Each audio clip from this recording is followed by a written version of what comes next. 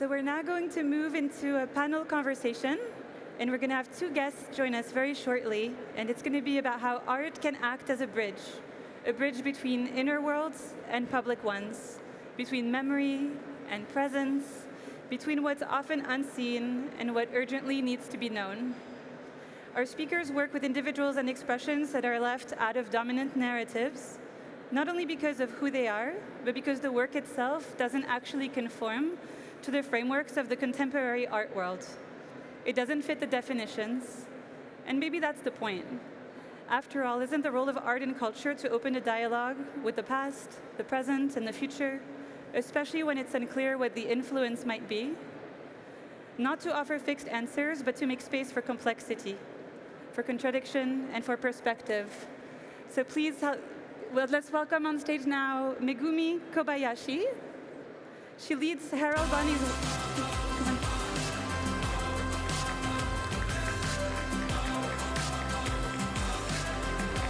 I'll introduce them when we sit down. Merci. So we'll sit down. I'll introduce them now that the jingle caught me by surprise. Sorry about that. So here we have Megumi Kobayashi. She leads the work of Heralbony in Europe. It's a creative agency that collaborates with artists whose practices are often ignored or undervalued, and yet whose work expands our understanding of creativity, of care, and of contribution. And we have here Stephan Zimmerli. He's a multidisciplinary artist whose project Studiolo of Exile invites people in exile to reconstruct places that they've lost through shared real-time drawings by tracing memory into physical form. So I gave you a little bit of a summary here, but it's always best to hear it from the voices of our speakers themselves. And I'd love to begin with you, Megumi. If you could tell us a little bit about where your work started, where Megumi started. Great. So thank you very much for this opportunity. I'm Megumi from Heralbony. We are a Japanese creative company collaborating with artists with disabilities. These two are actually one of the two examples from our artists.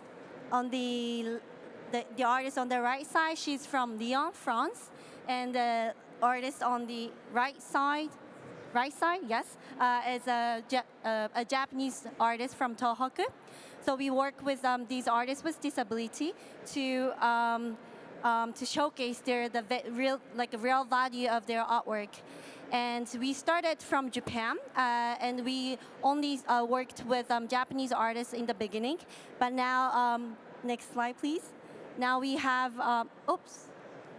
thank you. Now we have this international artist network through this International Art Award, only for the artists with disabilities to cultivate. And we work with international artists from all over the world, including France, Germany, and Belgium. And next slide, please. And what we do is pretty simple. It's artist collaboration between artists and big enterprises. So we are the bridge between the artists and the big corporates. And we use their art data to design a lot of things like my dresses, and also the products and the spatial designing on the screen. And so that the artists can earn monies, through the royalties, and the big corporates can also benefit by communicating their diversity and inclusion messages through the unique art. Thank you. So Stephan, tell us also a little bit about what you do. Can you please introduce your work? Yes, thank you for the invitation. I'm Stephan Zimmerli. I'm a multidisciplinary artist. I have been trained as an architect and as a theater set designer, which are also my jobs. I've also worked as a musician for 10 years, touring around the world, and now I'm going back to my main first job, which is drawing, visual arts, and more precisely the art of memory. That is the core center of what I do. I try to focus everything on the theme of time, lived experience time, and how to materialize it or to revive it. And the project that I'm presenting here at ChangeNOW, which is exhibited just behind this wooden pavilion here, is called the Studiolo of Exile. You can see here a picture taken during the performances. So this is a performance of live drawing that I make by listening to people. This is the first time I did it in Florence. It's a project that started in Florence, Italy. I built this little architecture made of wood, which is called a studiolo in Italian, a small room to focus and concentrate and reflect. And in this room, I invited people with a past story of exile and migration to come and tell me his story. And especially, I ask one question to every people. Each person, I ask, is there a place in your memory that you have lost through exile and that you wish to see again? I'm going to try to draw it. If you can describe your memory to me, I will try to visualize it and make a drawing with you. And it's very important to state, you can see it on this picture. This is with a woman from Cameroon, Vicky. She's telling me about the house of her father, that she had to escape from Cameroon because of civil war. And this house she left without a photograph. So she doesn't have a photograph, she just has a memory. And it's been like 12 years, and she's trying to go back in time and tell me how this house was made. And you can see in the picture, she's directing me also. It's a collaborative work where I am the hand as a drawer, but she's the brain, and she's remembering. And we try through the course of 2 hours of performance, of discussion, of listening, to make the most accurate image of her memory. And with the training and patience and listening, I usually manage to reach a moment when the person is telling me the drawing is exactly like my memory. We have reached that point. So this is the core of what I'm doing now. My aim is to travel from city to city and do this kind of collection of archive, like a living archive of memories of exiled people around the world. So now it's been Florence, Paris, the next one will be Normandy, and after this, I don't know. It's an ongoing voyage. So I'd love to open it up. Either of you could answer this question, but what challenges right now are you encountering in terms of perceptions with the work that you're putting out, whether it's the artists that you support or when you go to city, what are some of the challenges that you're experiencing?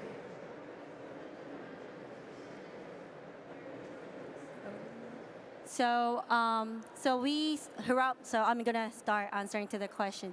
So the Heralbony, we started this project. I mean, this is a commercial, like a business.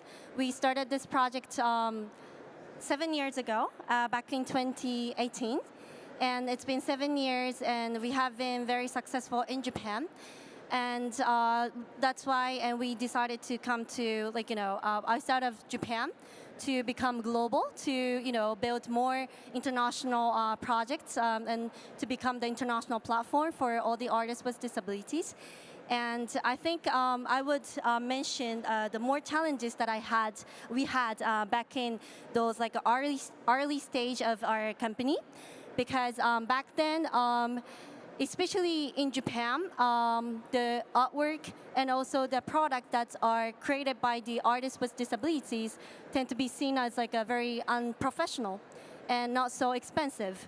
And I've been talking to a lot of people from, the France, also working with the artists with disabilities, also share the same perspectives. I mean, not the perspective, but like share the same kind of like the challenges that they are facing in the French society.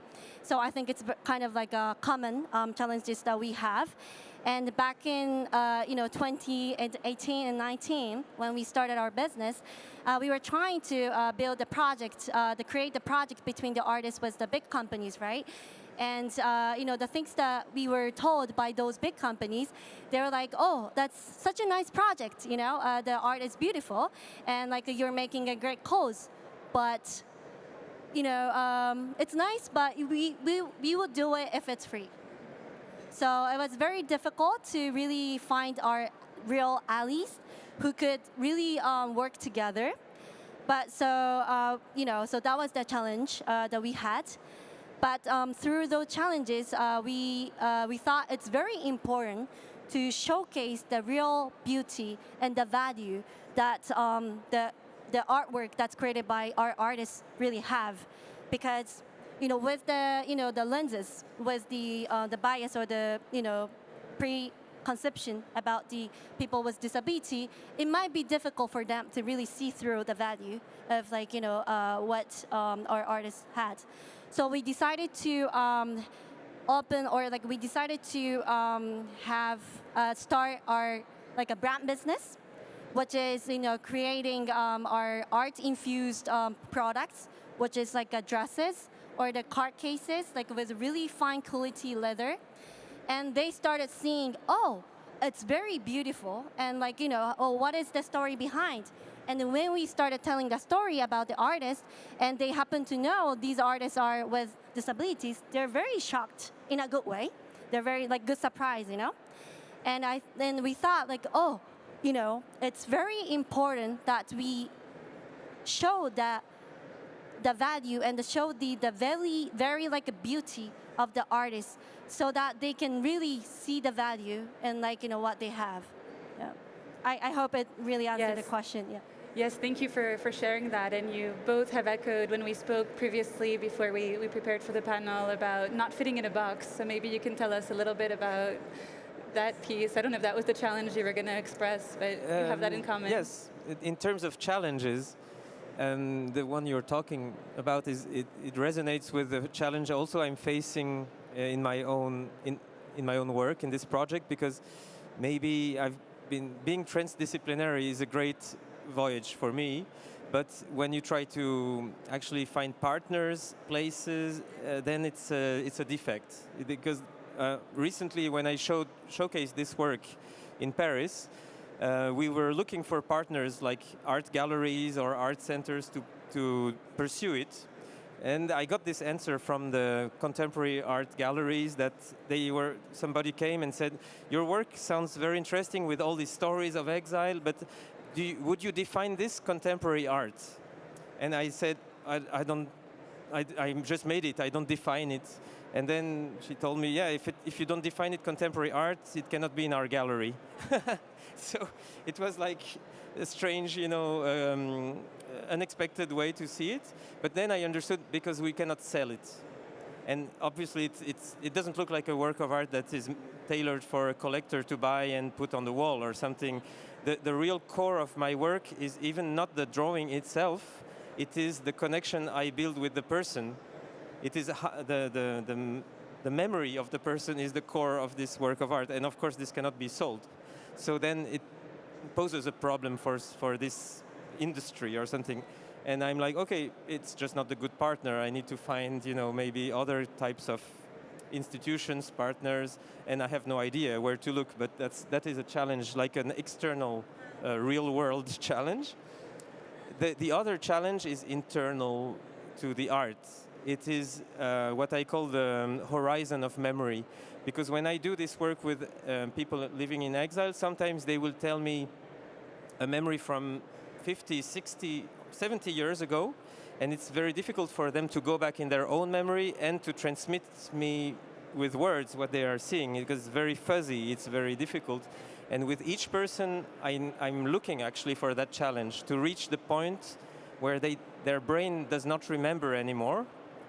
And this feels like reaching the horizon of a black hole. And with the drawing, I find that we can find ways that people start to remember things that they had forgotten.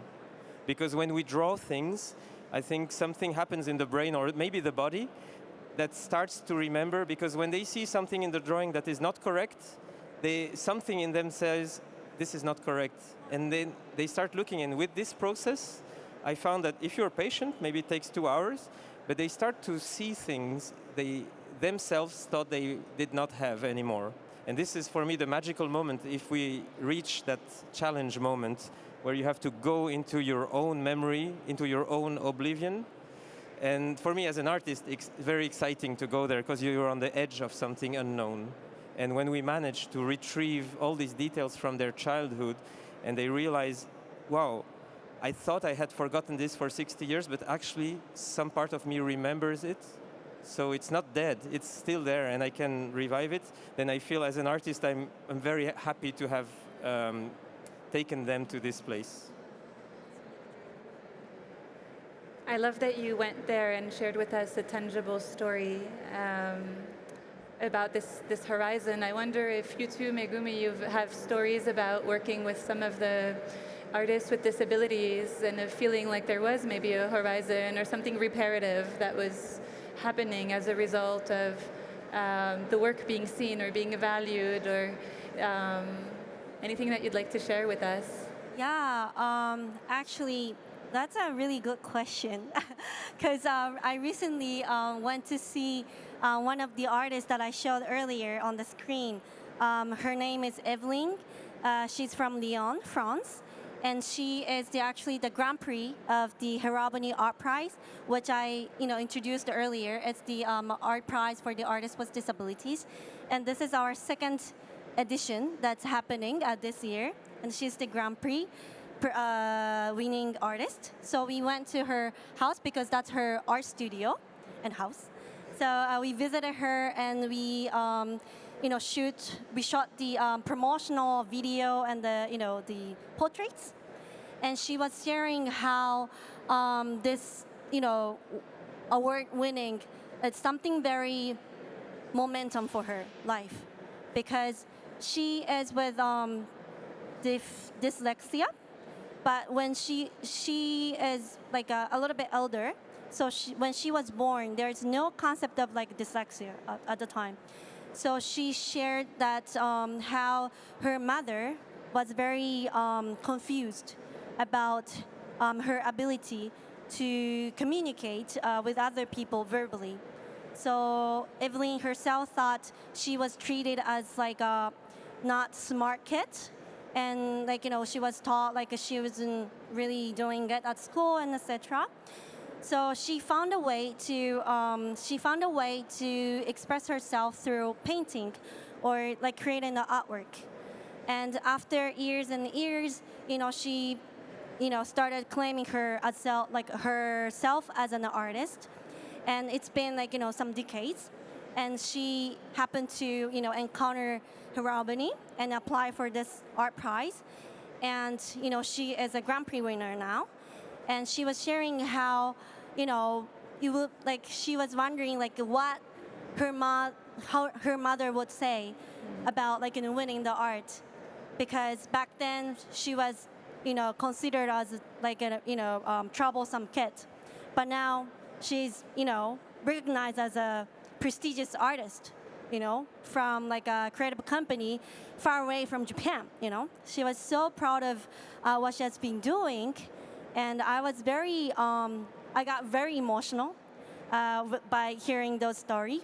And sometimes it's very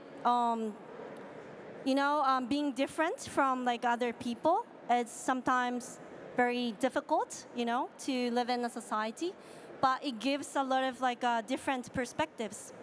And we just don't have many opportunities or the platform for them to be able to express in their own ways. And I really hope that Heralbony can be a new international platform for those people. And and I think that also gives us a lot of learning experiences and also the new perspectives to learn from them.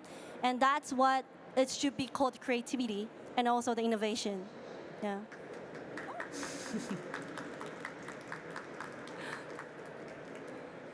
So if anyone in the room has an artist in mind, or how do people find you? How do you find these artists? Do they find you? Do you find them? What's the process?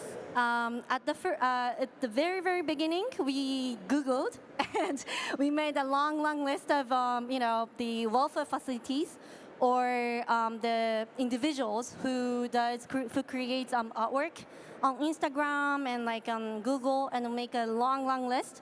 And we DM, we directly message them one by one. Some people reply, some people don't. But as we communicate on social media, they were like, oh, they're not someone very creepy. They are actually the legit a company who does something probably cool. So as we communicate more, we get some responses. And also, I think it was a great idea that we started this International Art Prize, because, it sets us as a very, emerging art agency or the creative company. to work with artists with disabilities. So now we get a lot of contacts from their side, and also we get a lot of applications. Actually, it was more than 2,600 applications from 65 different countries and regions this year. So yeah, it's been pretty good. Yeah. What about you, Stephan? Where do you find the people who come to speak about their memories? What's the process? Well, it's usually a collaborative work. So I work with curators or art centers. For these 2 times that I made this experiment, I was lucky to have a great team. And they were art centers already with a mission of a social mission of art. And so they worked with NGOs or associations welcoming refugees, and so they had some networks. Sometimes, because I was also looking for people from around the world, for each session I was trying to find people from all 5 continents, which is a challenge. If you come to a foreign city, you don't know anybody there, and you start going from door to door, looking for people and stories.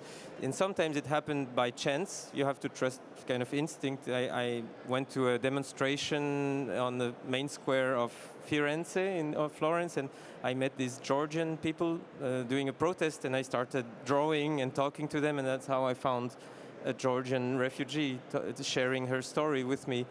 It's a bit like a kind of documentary or journalism approach, to look for testimonies but it's a lot about also trust and word of mouth. People actually, because they have to trust me that I'm gonna respect their memory and that it's like a meaningful process to do this. So it relies a lot on like human networks. I didn't use, for example, internet here. It was all just door to door, going even to restaurants, and sometimes the cook in the restaurant is just coming in to cook and then goes back, but he has maybe an incredible life story to share. So you have to ask the person if he can ask the cook to participate, and this happened. Yeah.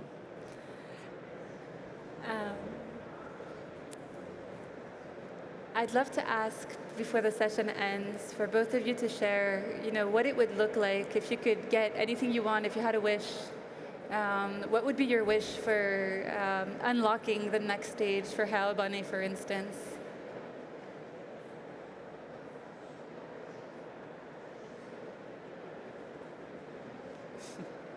That is a really great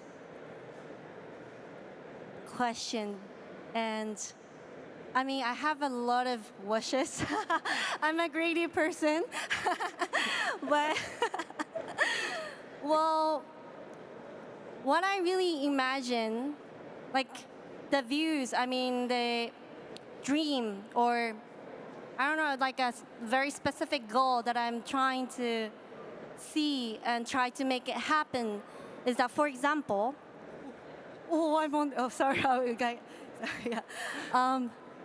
is that seeing the very celebrities, or from celebrities to normal people in our art-infused dresses, or with scarves, or leather car cases, walking in Champs-Élysées, and making a very nice, kind eye contact, because it's not like we're not selling the art. We are spreading this philosophy that being different is a huge potential, and whatever they have is whenever they have a great opportunity, the right setting, they have the true value to really showcase and to really empower other people, no matter what, regardless of them having disability or not. And I think I'm talking too much. But yeah, that's the vision that I want to see. No, I love it. It was such a precise vision. So if anyone in the room can help us make that happen, we just need a couple of celebrities. And but it's interesting because you're both sharing stories that are profoundly personal. Every artist has their very own journey with their own disability and their own moments of coming to claim themselves as artists. And then with the stories of exile, they're all extremely personal and specific. And at the same time, you're both touching on such universal topics of, being different, or never being able to go home, which is a story that unfortunately is becoming more and more universal. So thank you for sharing it in that way. And you, Stephan, if you could make anything Just happen one wish? with your project, just one, sorry. It's fine. No, actually, when I started doing this work of like drawing the mind of somebody else, I found it to be something very kind of enlightening for me, because as an artist you often work with your own mind and you're kind of locked in your bubble and you're in your studio and everything, and I wish to go to escape from that bubble. So starting to draw the mind of other people in a way is a kind of learning to listen. It's maybe developing your own ability to empathize, or just imagine. And in a way, what I would wish is that this could become also not just like an experiment, like my little experiment here, but like a kind of protocol of art in its own right. It could become like an art in itself, I think, really, like relational art, dialectic art. But I would like to teach this to my students. I already give lessons of architecture and drawing and art, but now I'm starting to think maybe I should teach people how to draw the mind of another person. That could become like a nice little teaching project. It's a challenge also, but my wish would be one day to kind of do this like a school for mind drawing, for the art of memory and the art of connecting brains together through the hand, like with no technology, like no, no technology involved, just like a pencil, your ears, your brain, your eyes, and I think that would be my wish to do that little school. Thank you. We're going to stop here on these final words, and it's actually a great transition to the next part of the program, where we're going to talk about education for a little bit. But thank you so much for joining us here today and for speaking about your projects. And thank you, Kim. Thank you. Thank you. Thank you.